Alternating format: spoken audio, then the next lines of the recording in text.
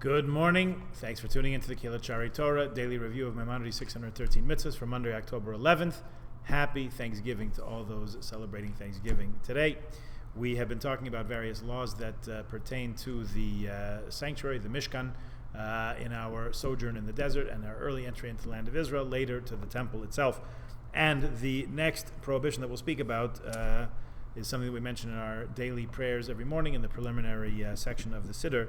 It says, Eish tamid tukad al hamizbeach lo sichbeh. Fire should be kept burning continually on the altar, which was at the center of the temple. It should not go out. So we're prohibited from allowing or extinguishing the altar fire, the fire, the maracha on the altar, to go out. Very many reasons given for this. I happen to list Philo, of all people, the Jewish Alexandrian philosopher here, to say that since the graces of God are everlasting and unceasing and uninterrupted, and we enjoy them day and night, this symbol of gratitude is the sacred flame. You will notice that many synagogues, including ours, will do a little Kilachari Torah thrill cam here, have a ner tamid, an eternal perpetual light burning in front of the altar. This does not seem, according to my research, to be connected to this mitzvah of the altar fire. Rather, if anything, if it's a remnant of any temple ritual, has to do with leaving one of the lights in the menorah on. But certainly the symbol is to indicate God's unceasing and eternal presence that goes with us wherever we go, most particularly in the Bate Knesset, Bate Knesset, the Bate Medrash, the places where we gather to learn and to study and to daven together. Next mitzvah, we're forbidden to offer any sacrifice on the Mizbeach HaZahav, on the golden altar, inside the Heichal, inside the building, large building on the temple grounds in the temple court, was a golden altar which was designated exclusively for incense. No animal offerings, no korbanos were to be made on this, and that is a prohibition of the Torah as the Rambam lists.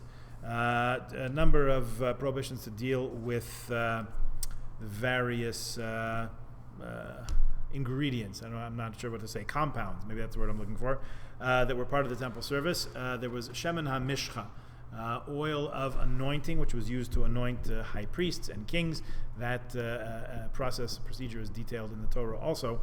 And the oil was formulated by one of the families who was given that responsibility. Discusses it in Tractate Yuma, in Masechta Yuma. So the prohibition, we are not allowed to make oil like the oil of anointment. Shemen hamishcha, this oil that was used for anointing kings of Israel and high priests, Kohanim Gedolim.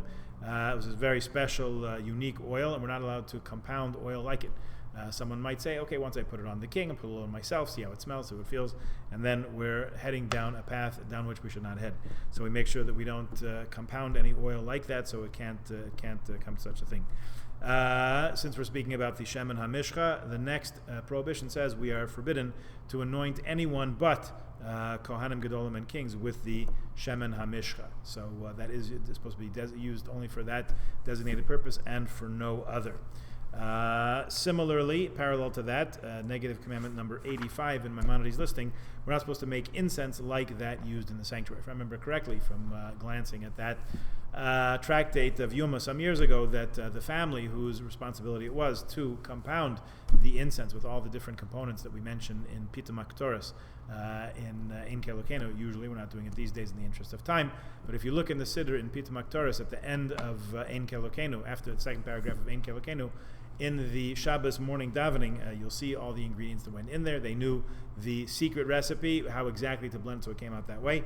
If I remember correctly, the women of that family were not supposed to use perfume of any kind, so that no one would even be tempted to say, oh, interesting, I suppose that the women make use of any leftover spices that the family has to anoint themselves, make themselves smell good. So even to avoid the possibility of an error, an erroneous ascription of wrongdoing on the part of others, that's how far we are to ensure very high standards for our communal leadership. Okay, we'll leave it there for today. Enjoy your turkey and cranberry dinner, whatever you happen to have, or your takeout, your sushi from Umami, or your Tovli pizza, whatever, as long as you enjoy it in good health. Make a bracha. It's all good. Have a good day. Happy Thanksgiving.